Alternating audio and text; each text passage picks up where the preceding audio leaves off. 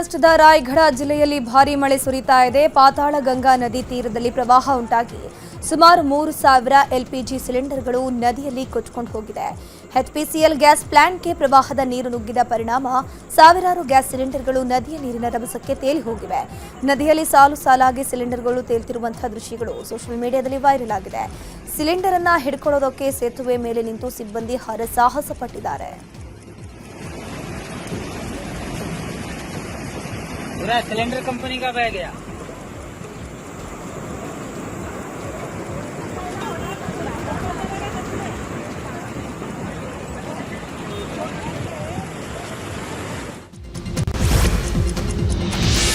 ಚಿಕ್ಕಮಗಳೂರು ಜಿಲ್ಲೆಯಲ್ಲಿ ಮಳೆ ಆರ್ಭಟ ಜೋರಾಗಿದೆ. ಚಂದ್ರದ್ರೋಣ ಪರ್ವತದ ಸಾಲಿನಲ್ಲಿ ಸುರಿತಾ ಇರುವ ಮಳೆಗೆ ಹೆಬ್ಬೆ ಜಲಪಾತ ಹಾಲ್ನೊರೆಯಂತೆ ಮೈ ತುಂಬಿ ಹರಿಯುತ್ತಿದೆ. ತರೀಕೆರೆ ತಾಲೂಕಿನ ಕೆಮ್ಮಣ್ಣುಗುಂಡಿ ಸಮೀಪ ಇರುವ ಹೆಬ್ಬೆ ಜಲಪಾತ ಬಂಡೆ ಕಲ್ಲುಗಳ ಮೇಲೆ ಭೋರ್ಗರೆಯುತ್ತಿದೆ.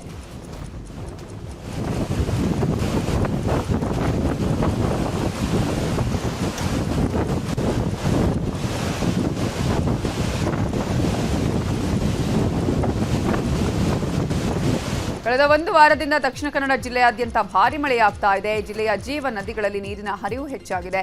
ಉಪ್ಪಿನಂಗಡಿಯ ಸಂಗಮ ಕ್ಷೇತ್ರದಲ್ಲಿ ನೀರಿನ ಮಟ್ಟ ಏರಿಕೆಯಾಗಿದ್ದು ಕುಮಾರಧಾರ ಮತ್ತು ನೇತ್ರಾವತಿ ನದಿಗಳು ಉಕ್ಕಿ ಹರಿಯುತ್ತಿವೆ. ಅಪಾಯಕಾರಿ ಮಟ್ಟದಿಂದ ಕೆಲವೇ ಮೀಟರ್ ಅಂತರದಲ್ಲಿ ನದಿಗಳು ಹರಿಯುತ್ತಿವೆ. ಮಹಾರಾಷ್ಟ್ರ ಹಾಗೂ ಬೆಳಗಾವಿ ಭಾಗದಲ್ಲಿ ಧಾರಾಕಾರ ಮಳೆ ಹಿನ್ನೆಲೆ ಘಟಪ್ರಭಾ ನದಿಯ ನೀರು ಅಪಾರ ಪ್ರಮಾಣದಲ್ಲಿ ಏರಿಕೆಯಾಗಿದೆ. 15,000 ಕ್ಯೂಸೆಕ್ಗೂ ಅಧಿಕ ಪ್ರಮಾಣದ ನೀರಿನ ಹರಿವಿದೆ. ಬಾಗಲಕೋಟೆ ಜಿಲ್ಲೆಯ ಡವಳೇಶ್ವರ ಗ್ರಾಮದ ಸೇತುವೆ ಮುಳುಗುವ ಹಂತಕ್ಕೆ ತಲುಪಿದೆ. ಸೇತುವೆ ಮುಳುಗಡೆಯಾದರೆ ಅಕ್ಕಪಕ್ಕದ ಬೆಳೆಗಳು ಜಲಾವೃತವಾಗುವ ಆತಂಕದಲ್ಲಿ ರೈತರಿದ್ದಾರೆ.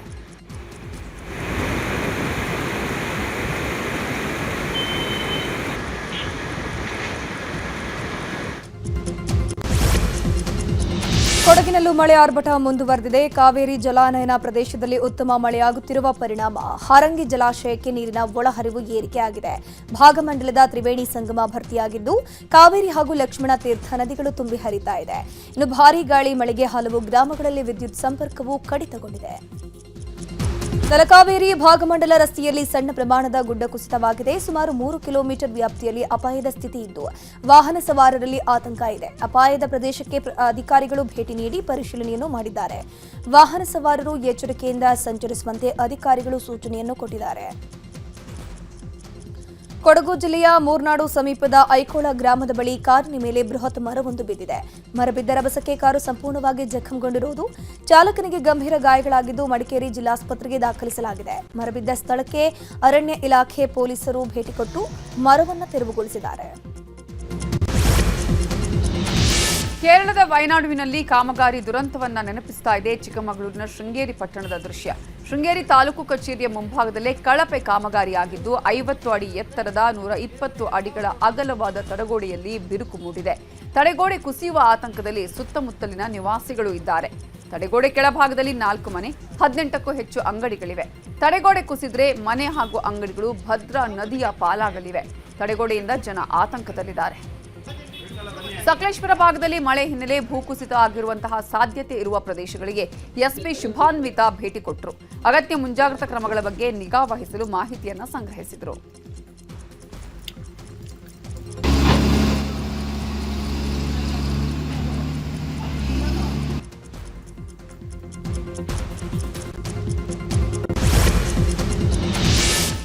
ಶಿವಮೊಗ್ಗ ಜಿಲ್ಲೆಯಲ್ಲಿ ಬಿರುಗಾಳಿ ಸಹಿತ ಭಾರೀ ಮಳೆ ಹಿನ್ನೆಲೆ ಸಾಗರ ಹಾಗೂ ಹೊಸನಗರ ತಾಲೂಕಿನಲ್ಲಿ ವಿದ್ಯುತ್ ಸಂಪರ್ಕ ಕಡಿತಗೊಂಡಿದೆ.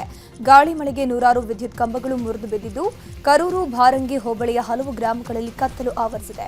5-6 ದಿನಗಳಿಂದ ಕರೆಂಟ್ ಇಲ್ಲದೆ ಜನ ಪರದಾಟ ನಡೆಸಿದ್ದಾರೆ. ತುಮರಿ, ಬ್ಯಾಕೋಡು, ನಿಟ್ಟೂರು ಭಾಗದಲ್ಲೂ ವಿದ್ಯುತ್ ಸಮಸ್ಯೆ ಉಂಟಾಗಿದೆ. ಸಾಗರ ತಾಲೂಕಿನ ಲಿಂಗನಮಕ್ಕಿ ಡ್ಯಾಂನಿಂದಲೇ ಸಾವಿರಾರು ಮೆಗಾವ್ಯಾಟ್ ವಿದ್ಯುತ್ ಉತ್ಪಾದನೆ ಆಗ್ತಿದ್ರೂ ಸಾಗರ ತಾಲೂಕಿಗೆ ವಿದ್ಯುತ್ ಪೂರೈಕೆ ಆಗ್ತಿಲ್ಲ. ಮಂಗಳೂರು ವಿದ್ಯುತ್ ಸರಬರಾಜು ಕಂಪನಿಯಿಂದ ವಿದ್ಯುತ್ ಪೂರೈಕೆ ಆಗ್ತಾ ಇದ್ದು ದಟ್ಟಕಾಡಿನ ಮಧ್ಯೆ 33 ಕೆವಿ ಲೈನ್ ಬಂದಿರೋದ್ರಿಂದ ಮಳೆಗಾಲದಲ್ಲಿ ಮರಗಳು ಬಿದ್ದು ವಿದ್ಯುತ್ ಸಮಸ್ಯೆ ಆಗ್ತಿದೆ. ಈಗ ರಾಜಕೀಯ ವಿದ್ಯಮಾನಗಳನ್ನು ನೋಡೋಣ. ಬೆಳಗಾವಿಯಲ್ಲಿ ಸಿಎಂ ಡಿಕೆ ಶಿವಕುಮಾರ್ ಅವರ ನೇತೃತ್ವದಲ್ಲಿ ಪ್ರಾದೇಶಿಕ ವಿಭಾಗ ಮಟ್ಟದ ಸಭೆ ನಡೆಯಿತು. ಸಭೆ ಬಳಿಕ ಮಾತನಾಡಿದ ಸಿಎಂ ಡಿಕೆ ಶಿವಕುಮಾರ್, ಕುಡಿಯುವ ನೀರಿನ ವಿಚಾರದಲ್ಲಿ ಸರ್ಕಾರ ಎಚ್ಚರಿಕೆ ವಹಿಸಿದೆ. ಪ್ರತಿ ಕ್ಷೇತ್ರಕ್ಕೆ 1 ಕೋಟಿ ರೂಪಾಯಿ ಕುಡಿಯುವ ನೀರಿಗೆ ಅನುದಾನ ನೀಡಲಾಗಿದೆ ಅಂತ ಹೇಳಿದರು. ಇನ್ನು ಡ್ಯಾಮಲ್ಲಿ ಇರೋ ನೀರು ಕುಡಿಯೋದಕ್ಕೆ ಮಾತ್ರ ಬಳಸಬೇಕು ಅಂತ ಸೂಚನೆ ಕೊಟ್ಟರು. ರೈತರ ಬೆಳೆ ವಿಮೆಯಲ್ಲಿ ಶಾಸಕರಿಂದ ಮೋಸದ ವಿಚಾರವಾಗಿ ಬೆಂಗಳೂರಲ್ಲಿ ಸಭೆ ಮಾಡ್ತೇನೆ ಅಂತ ಹೇಳಿದರು. ಕುಡಿಯೋ ನೀರಿನ ಬಗ್ಗೆ ಎಲ್ಲ ತಮ್ಮ ಸಮಸ್ಯೆಯನ್ನು ವ್ಯಕ್ತಪಡಿಸಿದ್ದಾರೆ. ಸೊ ಅದಕ್ಕೆ ಇವತ್ತು ಈ ಬೆಳಗಾಂನಲ್ಲಿ ಸುವರ್ಣಸೌಧದಲ್ಲಿ ಒಂದು ವಿಶೇಷವಾದಂಥ ತೀರ್ಮಾನವನ್ನು ಮಾಡಿದ್ದೇನೆ. ನಾನು ನಮ್ಮೆಲ್ಲ ಸಹೋದ್ಯೋಗಿಗಳು ಒಟ್ಟಿಗೆ ಸೇರಿ ಪ್ರತಿ ವಿಧಾನಸಭಾ ಕ್ಷೇತ್ರಕ್ಕೆ ಎಲ್ಲರೂ ಕೂಡ 1 ಕೋಟಿ ರೂಪಾಯಿ ಕುಡಿಯೋ ನೀರಿಗೆ ಗೈಡ್ಲೈನ್ಸ್ ಇದೆ. ಆ ಗೈಡ್ಲೈನ್ಸ್ ಅಡಿಯಲ್ಲೇ ಕುಡಿಯೋ ನೀರಿಗೆ 1 ಕೋಟಿ ರೂಪಾಯಿವರೆಗೂ ಅವರು ಪ್ಲಾನ್ ಆಫ್ ಆ್ಯಕ್ಷನ್ನ ಮಾಡಿ ಆ ಸಮಿತಿ ಸಭೆಯನ್ನು ನಡೆಸಿ ಅವರು ಕೊಡಲಿಕ್ಕೆ ನಾವು ಅವರಿಗೆಲ್ಲ ಒಪ್ಪಂದವನ್ನು ವ್ಯಕ್ತಪಡಿಸಿದ್ದೇವೆ.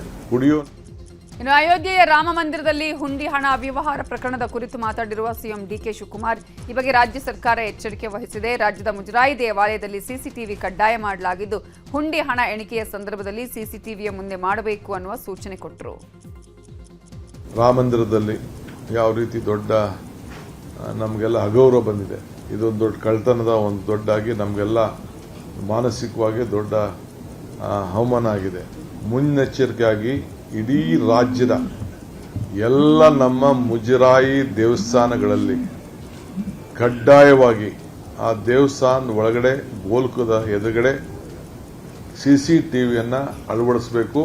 ಪ್ರತಿಯೊಂದು ಹಣ ಕಲೆಕ್ಟ್ ಮಾಡುವಾಗ, ಕೂಡಿಸುವಾಗ, ಬೀಗ ತೆಗೆಯುವಾಗ, ಬೀಗ ಮುಚ್ಚುವಾಗ ಯಾವಾಗಲೂ ಕೂಡ 24/7 ಆ ಕ್ಯಾಮ್ರಾ ಆನ್ ಆಗಿರಬೇಕು.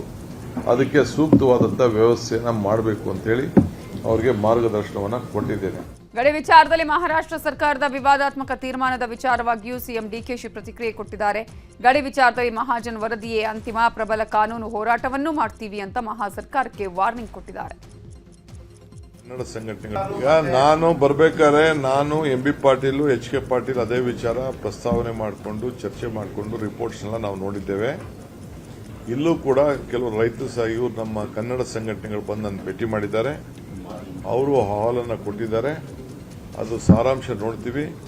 ಕರ್ನಾಟಕ ರಾಜ್ಯದ ಗಡಿ ಹಿತಕ್ಕೆ ಏನೆಲ್ಲ ಬೇಕೋ ನಾವೆಲ್ಲದಕ್ಕೂ ಕೂಡ ಬದ್ಧ ಇದ್ದೇವೆ. ನಾನು ಅದನ್ನು ವಿಚಾರ ಸ್ವಲ್ಪ ಕಂಪ್ಲೀಟ್ ರಿಪೋರ್ಟ್ಸ್ನ ತರಿಸ್ಕೊಂಡು ಬೆಂಗಳೂರಲ್ಲಿ ನಾನು ಮಾತಾಡಿ ಅವ್ರನ್ನೂ ಕೂಡ ಬೆಂಗಳೂರಿಗೆ ಕೆಲವರು ಆಹ್ವಾನ ಮಾಡ್ತೀನಿ. ಇದು ರಾಜ್ಯದ ವಿಚಾರ, ಇದು ಎಲ್ಲರನ್ನೂ ವಿಶ್ವಾಸಕ್ಕೆ ತೆಗೆದುಕೊಂಡು ತೀರ್ಮಾನವನ್ನು ಮಾಡಿ. ಕಿತ್ತೂರು ಕರ್ನಾಟಕದ ಶಾಸಕರ ವಿಶ್ವಾಸ ಪಡೆಯೋಕೆ ಸಿಎಂ ಡಿಕೆ ಶಿವಕುಮಾರ್ ಕಸರತ್ತು ನಡೆಸ್ತಾ ಇದ್ದಾರೆ. ಶಾಸಕರು ಕಾಂಗ್ರೆಸ್ನ ನಾಯಕರಿಗೆ ಸಿಎಂ ಡಿನ್ನರ್ ಪಾರ್ಟಿಯನ್ನ ಆಯೋಜಿಸಿದ್ದಾರೆ. ರಾತ್ರಿ 8 ಗಂಟೆಗೆ ಬೆಳಗಾವಿಯ ಖಾಸಗಿ ಹೋಟೆಲ್ನಲ್ಲಿ ಡಿನ್ನರ್ ಪಾರ್ಟಿ ಆಯೋಜಿಸಲಾಗಿರೋದು. ಸಂಪುಟ ವಿಸ್ತರಣೆ ಚರ್ಚೆ ಮಧ್ಯೆಯೇ ನಾಯಕರ ವಿಶ್ವಾಸ ಗಳಿಸೋಕೆ ಡಿಕೆ ಶಿವಕುಮಾರ್ ಪ್ಲಾನ್ ಮಾಡಿದ್ದಾರೆ. ಕಿತ್ತೂರು ಕರ್ನಾಟಕ ಭಾಗದ 7 ಜಿಲ್ಲೆಗಳ ಕಾಂಗ್ರೆಸ್ ಶಾಸಕರು, ಮಾಜಿ ಶಾಸಕರು, ಸಂಸದರು, ಮಾಜಿ ಸಂಸದರು, ಪರಿಷತ್ನ ಸದಸ್ಯರು, ಮಾಜಿ ಪರಿಷತ್ನ ಸದಸ್ಯರು ಈ ಒಂದು ಡಿನ್ನರ್ ಸಭೆಯಲ್ಲಿ ಭಾಗಿಯಾಗಲಿದ್ದಾರೆ. ಅಕ್ಟೋಬರ್ನಲ್ಲಿ ವಿಶ್ವವಿಖ್ಯಾತ ಮೈಸೂರು ದಸರಾ ಹಿನ್ನೆಲೆ ನಾಳೆ ಸಿಎಂ ಅಧ್ಯಕ್ಷತೆಯಲ್ಲಿ ಮಹತ್ವದ ಸಭೆ ನಡೆಯಲಿದೆ.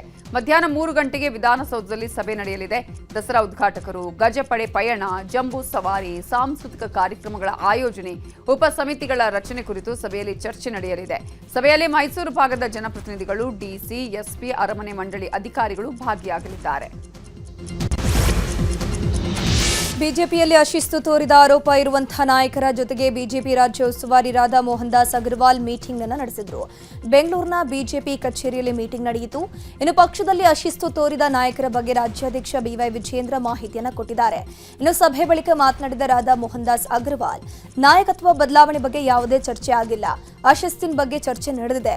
ಕೆಲವರಿಗೆ ಎಚ್ಚರಿಕೆಯನ್ನು ನೀಡಲಾಗಿದೆ. ಚರ್ಚೆ ಮಾಡದೆ ಯಾವುದೇ ನೋಟಿಸ್ ನೀಡಲ್ಲ ಅಂತಂದ್ರು.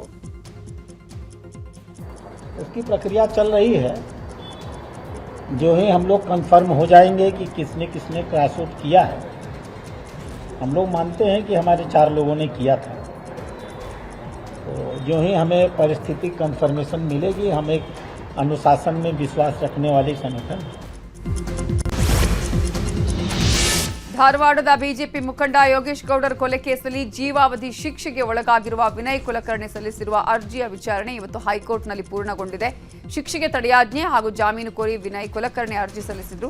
ವಿನಯ್ ಕುಲಕರ್ಣಿ ಹಾಗೂ ಸಿಬಿಐ ಪರ ವಕೀಲರಿಂದ ವಾದ ಮಂಡನೆ ಪೂರ್ಣಗೊಂಡಿದ್ದು ಆದೇಶವನ್ನು ಹೈಕೋರ್ಟ್ ಕಾಯ್ದಿರಿಸಿದೆ.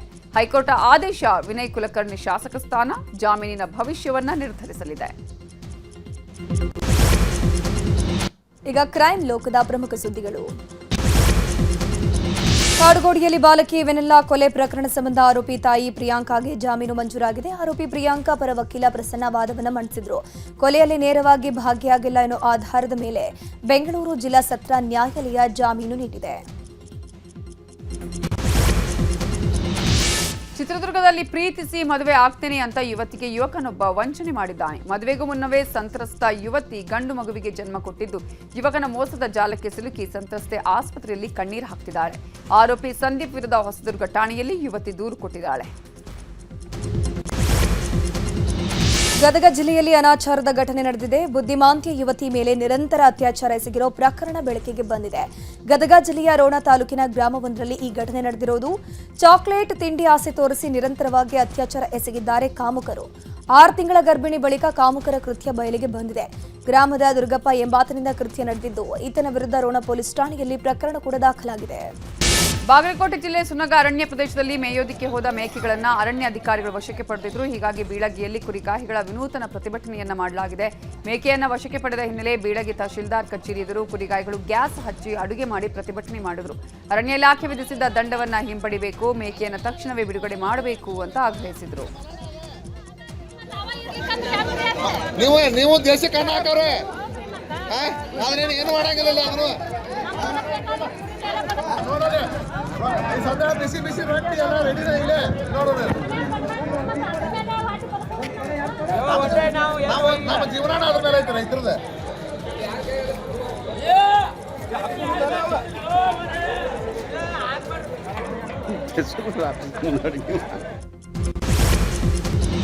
ಬೆಂಗಳೂರಿನಲ್ಲಿ ಮತ್ತೆ ಚಿರತೆ ಪ್ರತ್ಯಕ್ಷವಾಗಿದೆ. ನಗರದ ದೊಡ್ಡಗೊಲ್ಲರಹಟ್ಟಿ ಬಳಿಯ ನೈಸ್ ರಸ್ತೆಯ ಬಿಇಎಲ್ ಲೇಔಟ್ ಬಳಿ ಚಿರತೆ ಕಾಣಿಸಿಕೊಂಡಿದೆ.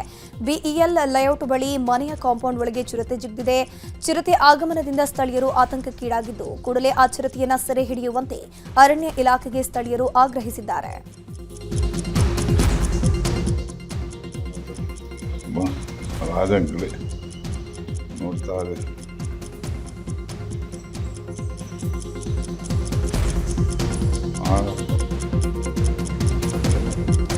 ಇತ್ತ ಚಾಮರಾಜನಗರದ ಬಸವಾಪುರ ಗ್ರಾಮದಲ್ಲಿ ಅರಣ್ಯ ಇಲಾಖೆ ಇರಿಸಿದ್ದ ಬೋನಿಗೆ ಚಿರತೆ ಬಿದ್ದಿದೆ. ಗ್ರಾಮದ ಸುತ್ತಮುತ್ತ ಜಾನುವಾರುಗಳ ಮೇಲೆ ಚಿರತೆ ಅಟ್ಯಾಕ್ ನಡೆಸ್ತಾ ಇತ್ತು. ಚಿರತೆ ಸೆರೆ ಹಿಡಿಯುವಂತೆ ಅರಣ್ಯ ಇಲಾಖೆಗೆ ಸ್ಥಳೀಯರು ಒತ್ತಾಯ ಕೂಡ ಮಾಡಿದ್ರು. ಈಗ 2 ವರ್ಷದ ಗಂಡು ಚಿರತೆ ಬೋನಿಗೆ ಬಿದ್ದಿದ್ದು, ಗ್ರಾಮಸ್ಥರು ನಿಟ್ಟುಸಿರು ಬಿಟ್ಟಿದ್ದಾರೆ.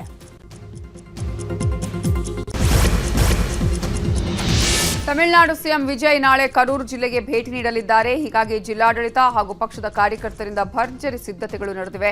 ಟಿವಿಕೆ ಸರ್ಕಾರ ಅಧಿಕಾರಕ್ಕೆ ಬಂದ ನಂತರ ಮೊದಲ ಬಾರಿಗೆ ವಿಜಯ್ ಕರೂರಿಗೆ ಭೇಟಿ ಕೊಡ್ತಾ ಇದ್ದಾರೆ. 2025ರಲ್ಲಿ ಟಿವಿಕೆ ಚುನಾವಣಾ ಪ್ರಚಾರದ ಸಮಾವೇಶದ ವೇಳೆ ಸಂಭವಿಸಿದ ಕಾಲ್ತುಳಿತ ದುರಂತದಲ್ಲಿ ಮೃತಪಟ್ಟ 41 ಮಂದಿಯ ಕುಟುಂಬಗಳಿಗೆ ಸರ್ಕಾರಿ ಉದ್ಯೋಗ ನೇಮಕಾತಿ ಪತ್ರಗಳನ್ನು ಹಸ್ತಾಂತರಿಸಲಿದ್ದಾರೆ.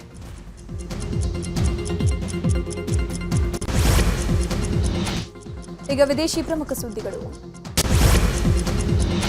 ಇರಾನ್ ಅಮೆರಿಕ ನಡುವೆ ಮತ್ತೆ ಯುದ್ಧ ಮುಂದುವರೆದಿದೆ.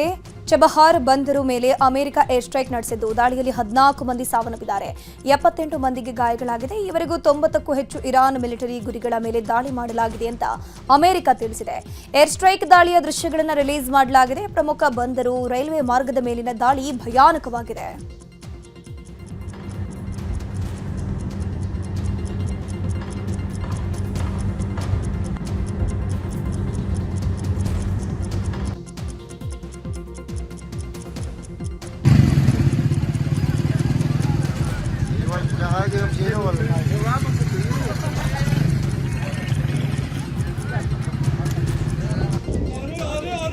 Merdadazar. Oh! Boy. Boy. America ದಾಳಿಗೆ ಇರಾನ್ ಕೂಡ ದಿಟ್ಟ ಉತ್ತರ ಕೊಡ್ತಿದೆ. ಕತಾರ್, ಬಹರೇನ್, ಕುವೈತ್ನಲ್ಲಿರೋ ಅಮೆರಿಕ ನೆಲೆಗಳ ಮೇಲೆ ಇರಾನ್ ಪಡೆ ಡೆಡ್ಲಿ ದಾಳಿ ಮಾಡಿದೆ. ಬ್ಯಾಲಿಸ್ಟಿಕ್ ಕ್ಷಿಪಣಿಗಳನ್ನು ಹಾರಿಸುವ ಮೂಲಕ ತಿರುಗೇಟು ಕೊಟ್ಟಿದೆ. ಮುಂದೆ ಅಮೆರಿಕ ದಾಳಿ ಮಾಡಿದ್ರೆ ವಿನಾಶಕಾರಿ ಪ್ರತಿಕ್ರಿಯೆ ಕೊಡ್ತೇವೆ ಅಂತ ಇರಾನ್ ಎಚ್ಚರಿಕೆ ಕೊಟ್ಟಿದೆ.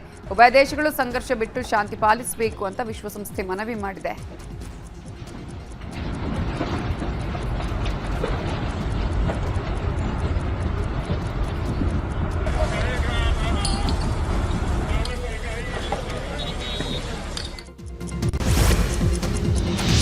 ತೆಹರಾನ್ನಲ್ಲಿ ಖಮೇನಿ ಅಂತ್ಯ ಸಂಸ್ಕಾರ ನಡೀತಾ ಇದೆ. ಖಮೇನಿ ಅಂತಿಮ ಯಾತ್ರೆಯಲ್ಲಿ ಲಕ್ಷಾಂತರ ಸಂಖ್ಯೆಯಲ್ಲಿ ಜನರು ಭಾಗಿಯಾಗಿದ್ರು.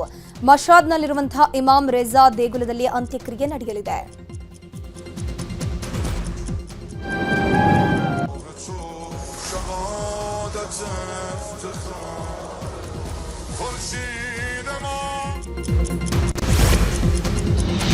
ಇರಾನ್ನ ಮಾಜಿ ಸರ್ವೋಚ್ಚ ನಾಯಕ ಮೃತ ಖಮೇನಿ ನಿವಾಸದ ಮೇಲೆ ಅಮೆರಿಕ ಇಸ್ರೇಲ್ ಜಂಟಿ ದಾಳಿಯಿಂದ ಉಂಟಾದ ಹಾನಿಯ ದೃಶ್ಯಗಳ ಬಿಡುಗಡೆ ಮಾಡಲಾಗಿದೆ. ಈ ಕುರಿತು ಇರಾನ್ ಸರ್ಕಾರಿ ಮಾಧ್ಯಮ ಮೊದಲ ಬಾರಿಗೆ ಬಹಿರಂಗಪಡಿಸಿದೆ. ಖಮೇನಿ ಅವರ ಅಂತ್ಯಕ್ರಿಯೆಯ ದಿನವೇ ಈ ವಿಡಿಯೋಗಳನ್ನು ಬಿಡುಗಡೆ ಮಾಡಲಾಗಿದೆ. ನೈಋತ್ಯ ಪಾಕಿಸ್ತಾನದ ಮೇಲೆ ಬಲೂಚ್ ಲಿಬರೇಷನ್ ಆರ್ಮಿ ಭೀಕರ ಅಟ್ಯಾಕ್ ನಡೆಸಿದೆ. ಸರ್ಕಾರಿ ಕಚೇರಿಗಳು, ಬ್ಯಾಂಕ್ಗಳ ಮೇಲೆ ಭೀಕರ ದಾಳಿಯಾಗಿದ್ದು ಪೊಲೀಸ್ ಠಾಣೆಗಳನ್ನು ಬಲೂಚ್ ಪಡೆ ವಶಕ್ಕೆ ಪಡ್ಕೊಂಡಿದೆ. 2026ರಲ್ಲಿ ಪಾಕ್ ಮೇಲಿನ ಅತಿದೊಡ್ಡ ಅಟ್ಯಾಕ್ ಇದಾಗಿದೆ ಅಂತ ತಿಳಿದು ಬಂದಿದೆ. ಜಾಘಿ ನಗರದ ಸುತ್ತ ಬಲೂಚಿಗಳ ದಿಗ್ಬಂಧನ ಹಾಕಿದ್ದು ಪ್ರವೇಶ ನಿರ್ಗಮನ ಸ್ಥಳಗಳಲ್ಲಿ ಬಿಎಲ್ಎ ಬೀಡು ಬಿಟ್ಟಿದೆ. ಅಮೆರಿಕದಲ್ಲಿ ಭಾರತೀಯ ಮೂಲದ ಟೆಕ್ಕಿಯೊಬ್ಬ ತನ್ನ ಪತ್ನಿಯನ್ನು ಕೊಲೆ ಮಾಡಿದ್ದಾನೆ. ಮರ್ಡರ್ ಮಾಡಿದ ಬಳಿಕ ಭಾರತದಲ್ಲಿದ್ದ ತನ್ನ ಪ್ರೇಯಸಿಗೆ ಪತ್ನಿ ಮೃತದೇಹದ ಫೋಟೋ ಕಳುಹಿಸಿದ್ದಾನೆ. 27 ವರ್ಷದ ರಾಜಿತಾ ಸಬಿನೇನಿ ಮೃತ ಮಹಿಳೆ. ಅಮೆರಿಕದ ಬೆಲ್ವ್ಯೂ ಪೊಲೀಸ್ ಠಾಣಾ ವ್ಯಾಪ್ತಿಯಲ್ಲಿ 9 ತಿಂಗಳ ಹಿಂದೆ ಈ ಘಟನೆ ನಡೆದಿತ್ತು. ಸಿಸಿಟಿವಿ ಹಾಗೂ ಇತರೆ ಸಾಕ್ಷಿಗಳನ್ನು ಪರಿಶೀಲಿಸಿದ ಪೊಲೀಸರಿಗೆ ಅವಿನಾಶ್ನ ಕೃತ್ಯ ಬಯಲಾಗಿದೆ.